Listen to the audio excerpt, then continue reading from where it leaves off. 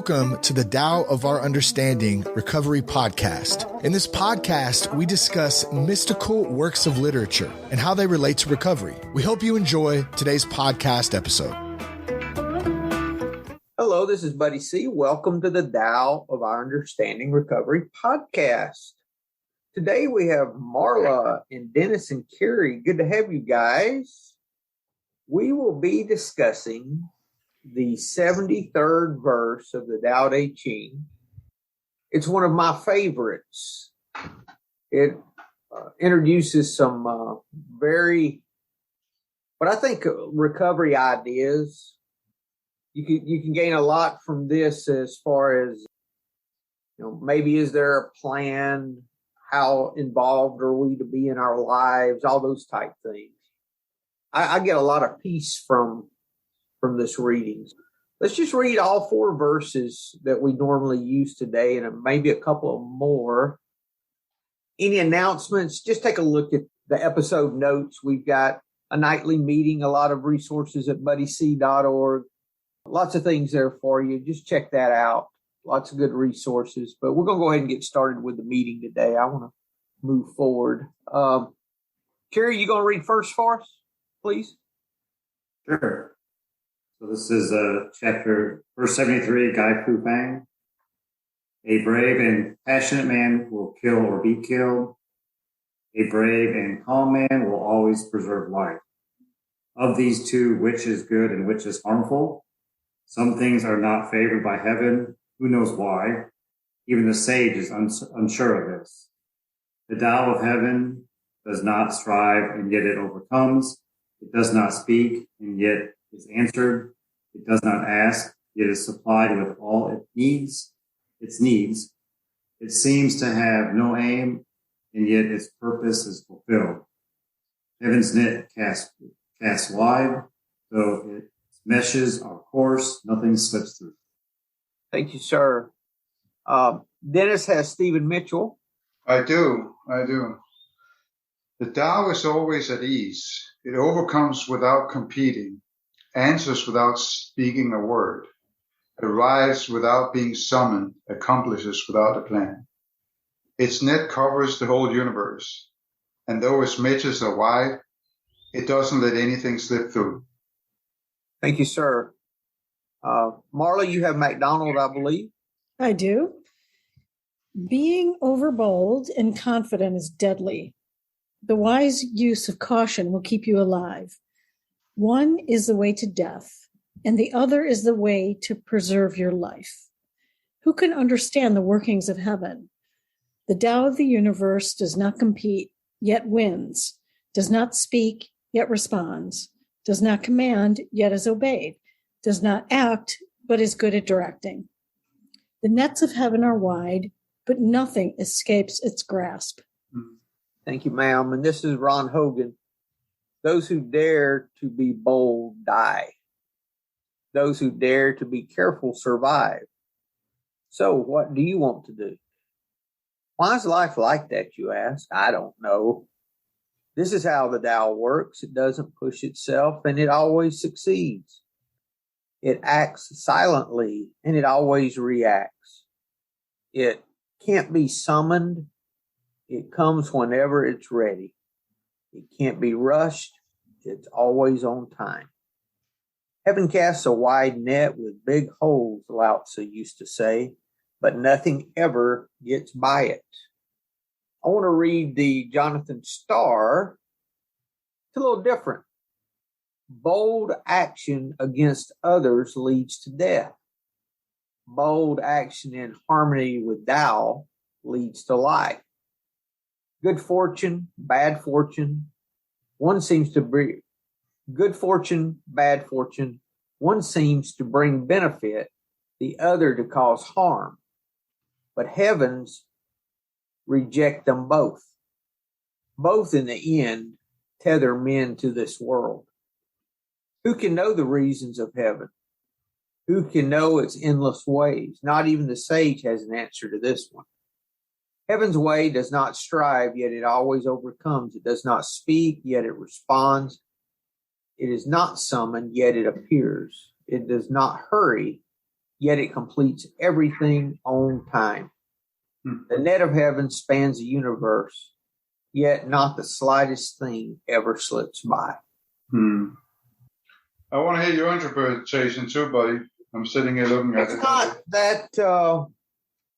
It's not that different, Dennis. I took a look at it. I wasn't even going to mention it because I didn't see much different there. Oh, we talked about this the other day. I titled this "All is as it should be." Yeah. All of the plans of men are feeble when compared with the Tao. The Tao does not strive or compete, yet it excels. The Tao does not ask, yet is supplied with all it needs. Slow, patient, calm, relaxed, unhurried, always at ease, yet able to accomplish any task. The mesh of heaven's net is large, yet nothing slips through. It's all just different wordings, but they all mean the same. Is it my thought of that is just simply that everything's as it should be? That was what that's what I see in that. And, a little bit in terms of recovery is if everything is as it should be, we should stop trying to control it. Because that's where a lot of my resentments come from, is trying to control somebody else's life. And I can't do my own, let alone somebody else's. But, just letting nature run its course, also understanding that the universe has my back. It's like the nature will take care of me until I die. Then it will continue to take care of you, right? Well, I don't know. If you believe in reincarnation. Or whatever, I don't know. But I do know that my death is as much a part of that plan as my life is. So why would I not think that whatever if it completes me or whatever, then I'm just as taken care of then as I am now. I don't have to be afraid of death, in other words. That's a tough one. It's kind of like where primal fear comes from, is I fear for my life. And, back when we didn't have any safety measures, we did fear for our lives. Or we wished we were dead, one or the other. Yeah. Actually, I heard that the opposite of death is not life. The opposite of death is birth. Life just is.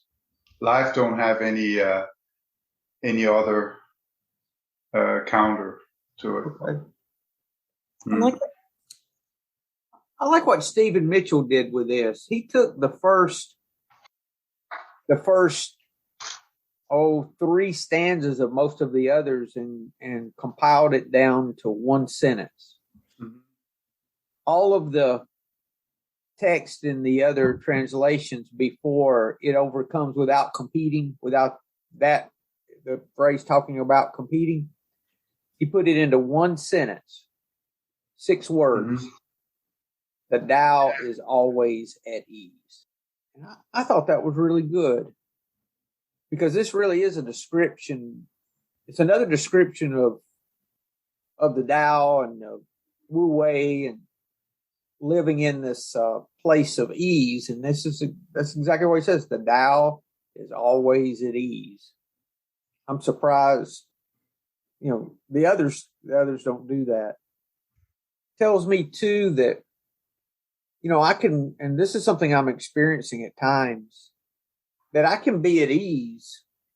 My level of ease in life is not determined by my situation or circumstances in my life. What I'm learning is that ease has nothing to do with outside things. It has everything to do with what's going on within. And I start seeing a description here of the different ways that we conflict with our ease. Just really a description of how the Tao works. It's like describing the strawberry, right? How the strawberry tastes. The Tao overcomes without competing, answers without speaking, accomplishes without a plan, arrives without being summoned, does not compete but wins, does not speak but responds, does not command yet is obeyed, does not push itself but always succeeds, can't be rushed but always on time. I got a Zach E quote. I talked to Zach the other day. He's doing well. He's busy raising children. His wife's working, and his internet's not too good, but he's going to try to get with us one day when his wife's not working. Got a quote: bravery is in choosing not to use force. You're not brave if you use force. There was one quote that used a quote of that type. I don't see it right now. Comments, guys? At first, the first paragraph, especially some of these, is kind of counterintuitive to what you always hear about. Or, you always hear fortune favors the brave. Fortunate, brave moves and will win the world. You think of Braveheart and folks like that, but this is kind of telling you that the person is more cautious to me and brave at the same time. The one that kind of sits and thinks it a little bit has a better chance of preserving life than the person that's rushing into something. Yeah. Sometimes, I guess what I'm having trouble understanding a little bit is sometimes there's times when you need to rush in, right? You don't have to think about it. And it doesn't express that. It's like almost implying inaction, which a lot of people complain about the Tao. It's like it's for lazy people, they don't want to do anything. Maybe it is. I like the I like the Stephen Mitchell one though. It seems to address it the best, where it kind of says it's about not competing, kind of doing what the next right action is, not just being brave for brave's sake. But the other ones kind of allude to me like you shouldn't be brave and passionate and take action because that leads to death. I just didn't quite understand those compared to Stephen Mitchell's. If you notice the saying, a brave and compassionate man will kill or be killed. A brave and calm man will always preserve life. So he's still brave. He's just calmness with his with being brave. What would that be? Calmness with, I need another word for brave, but he would preserve life.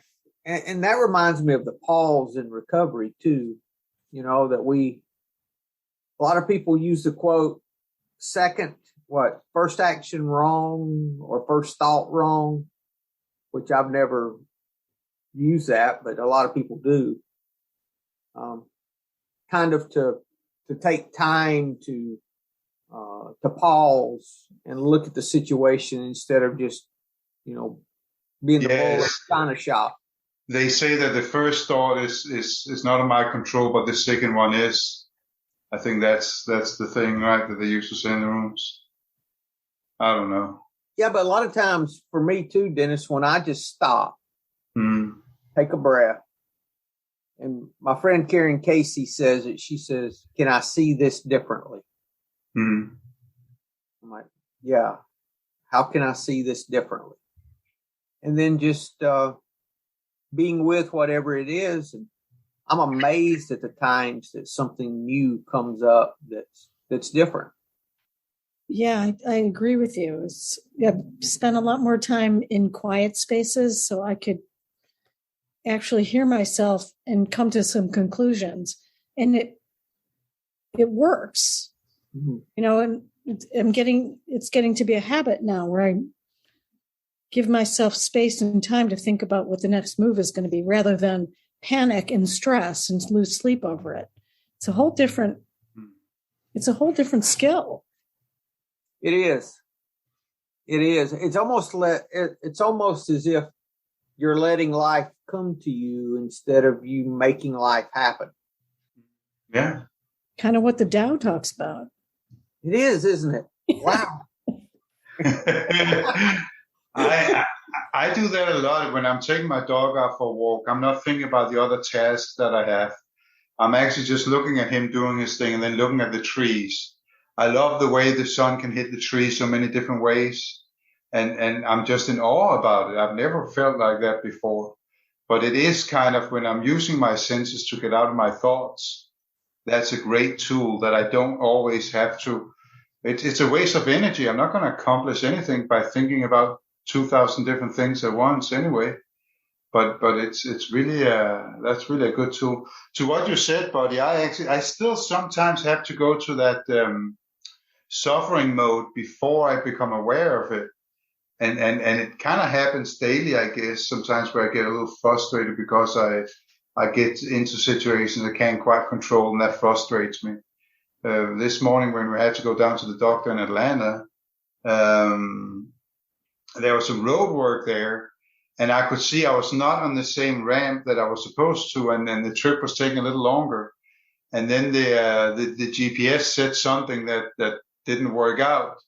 And I had to fuss a little bit, and then I was just calm after that. But I had to go to that point before I can see it.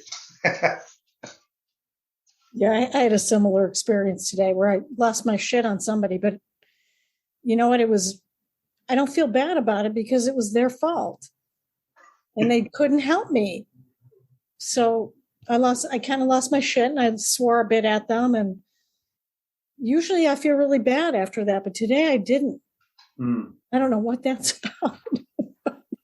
I just felt like they're in the wrong and they've got my money. So that's a problem, but I'm way calm now. I think, so like I asked the question and immediately I read it differently. So the brave and calm is like a boxer in the ring that is calm. The angry one isn't fighting with reason. Could be.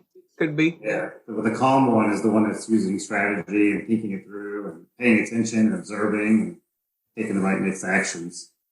I think Star says, when I think about brave and calm, I think about somebody like Gandhi, who was anti-violent, a pacifist. Star said, bold action against others leads to death. Bold action in harmony with the Tao leads to life. That's the way he translated that first stanza, which I think is great. That makes sense to me. Yeah. Of these two, which type of action, which is good and which is harmful, or which is good and which is bad? Some things are not favored by heaven. Who knows why? Even the sage is unsure of this. And he said, good fortune, bad fortune, one seems to bring benefit, the other to cause harm, but heaven rejects them both, the good fortune and the bad fortune. Both in the end tether men to this world. So that's how he looked at good fortune and bad fortune, that the Tao was not found in either one. Looking in the wrong place, right? That's like, what's the Bible phrase about money? You hear people misquote it. They say money is the root of all evil. Well, that's not right. It's the love of money is the root of all evil. So and that has nothing to do with how much money you have. That has to do with your love for money. It's not, I know people who are poor that have a very high love of money. Of course, I know people that are rich that are the same way, but it's about the love of money. Yeah. Then this verse starts talking about all of the descriptives. So it's possible for me in everyday life to overcome without striving? And respond without speaking. I don't think it's talking about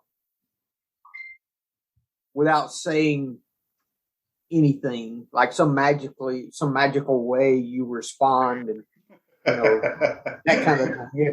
It's not that, yeah. I think it's responding from self. responding from the push, the control that we were talking about. I mean, how freeing is it when we can respond without attaching all of our selfishness to it or our fear? Let's go deeper. Let's go to fear, attaching our fear to whatever activity is going on. That's when it normally goes wrong with your way of responding, because there's fear involved in it, and that's why you get frustrated and all these things, right? That makes sense. So actually, a response without words can just be a smile, a kind gesture. You don't have to put words to it when people are saying something. That's actually response enough, right? Could be, sure. How about this? Many of us had moral and philosophical convictions galore. This is the big book, page 62. Amy had to work today, so I'm filling in. But we could not live up to them, our convictions, though we would have liked to. Neither could we reduce our self-centeredness much by wishing or trying on our own power. We had to have God's help. This is the how and why of it. First of all, we had to quit playing God. It didn't work. Next, we decided that hereafter in this drama of life, God was going to be our director. He's the principal. We're the agents. It goes on for there. And it's the triumphant arch through which we pass to freedom when we quit playing God, in other words. And that's this. That's the freedom, is so that we can live life without all these strings, without all these attachments, without the striving. Effortless effort. I'm sorry? Effortless effort. I like this one. This one reminded me of when I changed the way I prayed. It said, it does not ask, talking about the Tao, yet is supplied with all its needs. May I just talk about in the words of Mick Jagger, you can't always get what you want, but you always get what you need. He was right. I remember when I started seeing that, I was at lunch with my sponsor. This is a good Southern name for a sponsor, Shug. I was at lunch with Shug. Shug's his name. And we were eating lunch, and the table next to us, they said the blessing over their food. That's cool. Oh, yeah, it's fine. And I'm sure we did too, but I was listening to what they were praying. You couldn't help, all the tables are right there again. And everything the guy said was asking for stuff for him. Give me, give me, give me, give me. And I listened, I thought, I wonder if I sound like that when I pray. And I said, I'm going to try not asking for anything and see how that turns out. At the time, I prayed a few minutes a day. I didn't have any meditation practice or anything else. My prayers got so short because I didn't know how to do anything but ask. That's all I knew. So that was when that started changing for me. And I started seeing that I got what I needed regardless of whether I asked or not. So I quit asking. And now I think that if I ask, it's in a moment of weakness. It is the wrong thing for me to do when I ask, not the right thing. Interesting. It's totally flipped. But that's taken a lot of years. I was probably, 2 years sober at that time. And I'm approaching 14 in November. So it's taken a long time for that shift. I mentioned that to my Christian friends the next Wednesday morning. I said, hey guys, let's try 1 week and just not ask for anything. And they were like, well, why would you want to do that? Yeah. I said, never mind. Yeah, it's that reminded me of that, but it's freeing. All of this is freeing us. It's all freeing us. Mm-hmm. I like this next one too, and this is coming from the MacDonald carry that who read MacDonald or Fang? This is from the Fang translation. It seems to have no aim. and yet its purpose is fulfilled. Not that it doesn't have an aim, but it doesn't seem to. I think that if we're walking in this, we're going to be the most normal person. There's nothing that's going to make us look any different than anyone else. We're not going to be the spiritual looking guru person if we're walking in the Tao. I don't believe that. I think we're the most natural, normal, probably average kind of people just from surface appearance, because the things that are happening are under the surface. They're not on top. Seems to have no aim, yet its purpose is fulfilled. No fight, none of that. Yes, you can say when you don't have any aim or any goals, your purpose is fulfilled, right? If you just are, if you are content with what you have, right? Yeah, but Dennis, this is saying that there is purpose there, but yet it appears that there's no aim. Mm. And I think the hint to that is in that last phrase, that they all use the same phrase for the last phrase. You don't see that very often, that they all use the same phrase. Heaven's net casts wide, yet its meshes are coarse, nothing slips through, or their meshes are big. In other words, it's this huge net with big holes in the net.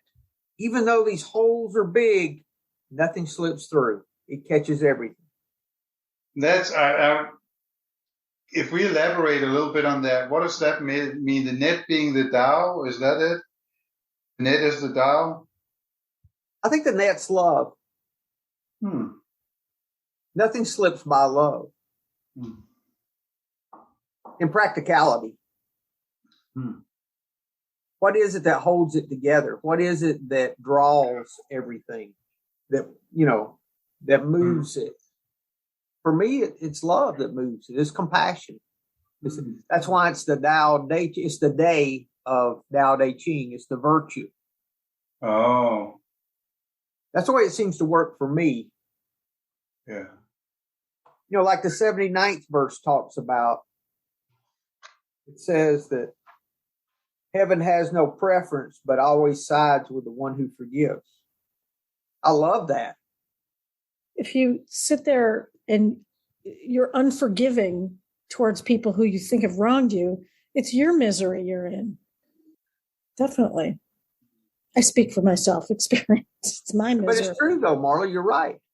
Mm-hmm. You're nice to people not because it makes their day good, it's because it makes your day good.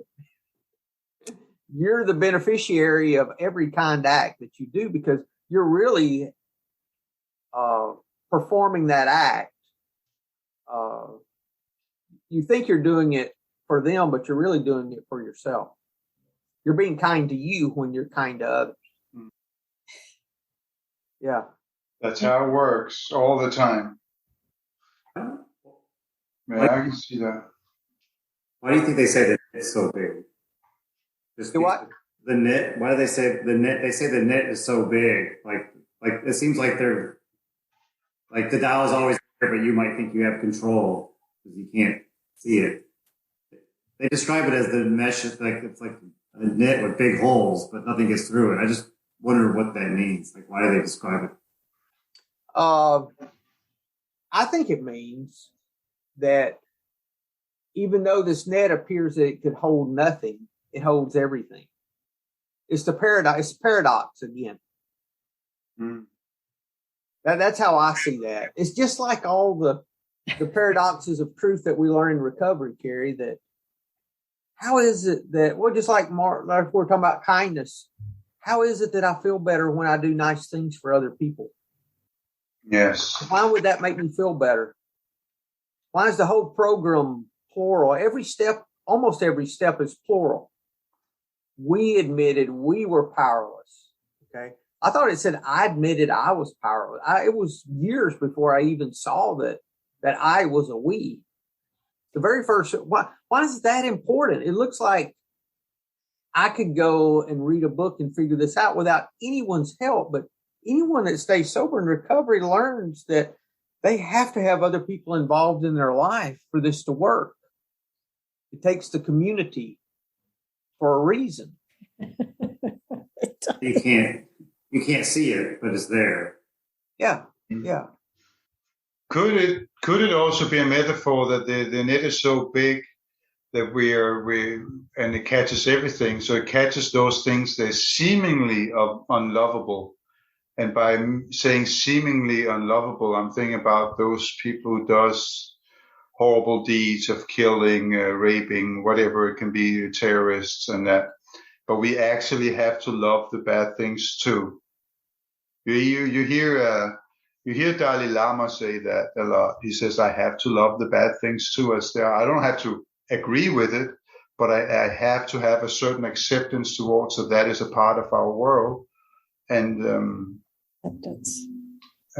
that's why, that could be why that the net is so big that even those but seemingly they're really unlovable, but we have to do it. We have to love them too. Could be. I'm going to quote some Bible here. This is Romans 8, starting with verse 26 in the Message version. The moment we get tired and waiting, God's Spirit is right alongside, helping us along. If we don't know how or what to pray, it doesn't matter. He does our praying in and for us, making prayer out of our wordless sighs or aching groans. He knows us far better than we know ourselves, knows our pregnant condition, and keeps us present before God. That's why we can be so sure that every detail in our lives of love for God is worked into something good. Be so sure that every detail in our lives of love for God is worked into something good. The net. That net. Yeah. I don't know, buddy. I'm still so surprised. I thought you'd given that over to Amy. Amy started quoting the Bible last time I heard. So maybe you've been giving that on to somebody else now. She's not here today, so I'm having to. No, you have to do it yourself. But that was good. This is a lot of providence here too. It's a very good comparative, yes. A lot of and there's a lot of. I see a lot of providence. That's when I started getting free and acceptance in my Christianity, was when I started moving toward the things that we're talking about now. Was when I started finding acceptance there that I didn't find before. This is. Isn't that the essence of 73 here, is acceptance? Or am I off with that? What would you say the essence is of 73? I think it should be, acceptance and providence, really, that all is as it should be is the phrase that comes to mind for me. It's acceptance of what is, Dennis. For me, it's acceptance of what is, plus knowing that everything's just going to work out. It's a little more for me than just acceptance. The net idea. That's more than just accepting what's in the net, is that nothing is going to slip through. So this is where you can lean up against Tao when you are contemplating the future. Surrender our fears. Yes, because a lot of these things are kind of talking about the future, I think, right? When answers without speaking a word arise without being summoned. Yeah, and accomplishing without a plan. I don't know.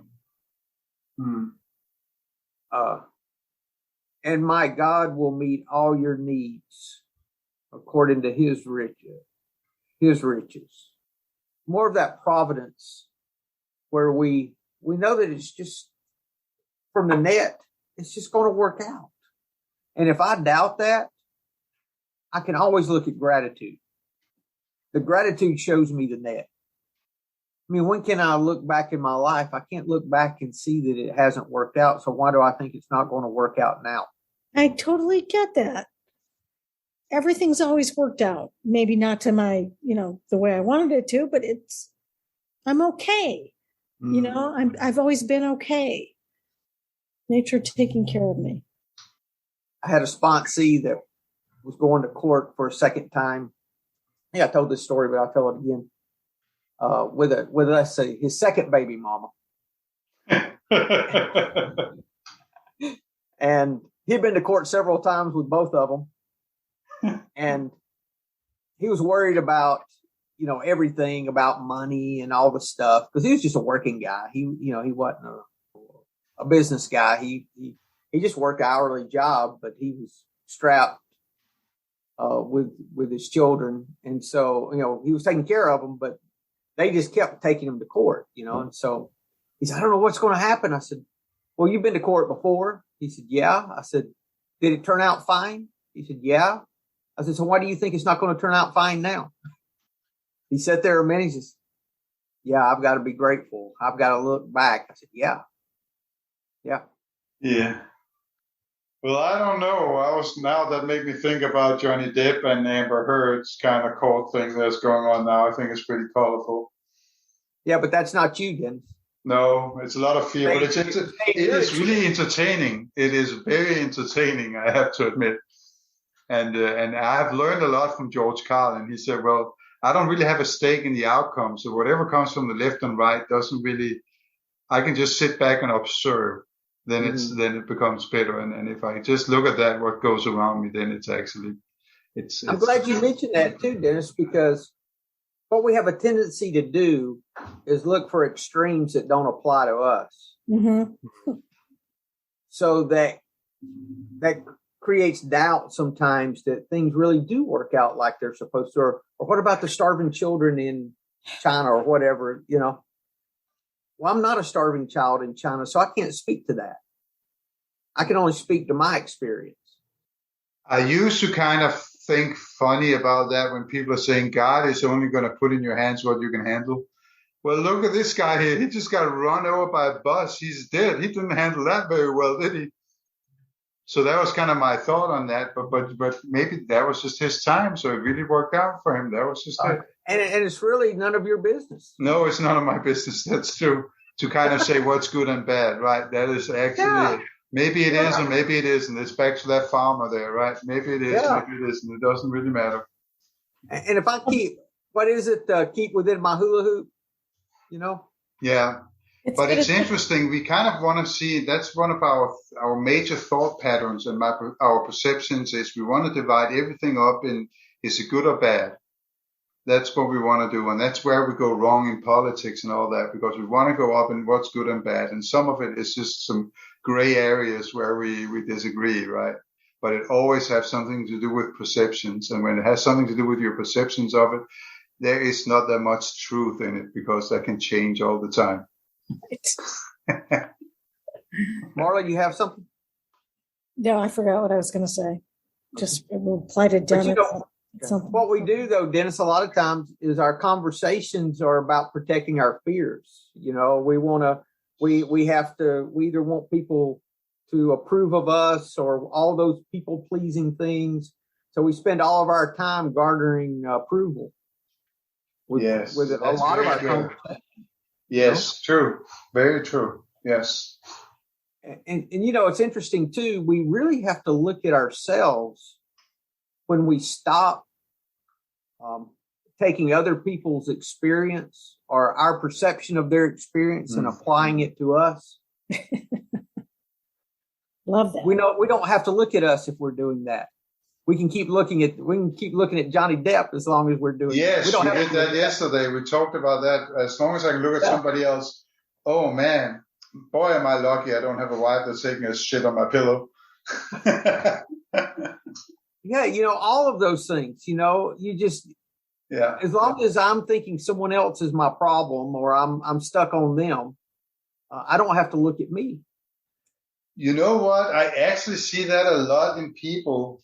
Sometimes they want to seem like they want to hear about your problem so they can help you, but really they want to hear about it so they can compare themselves to you when it comes to that.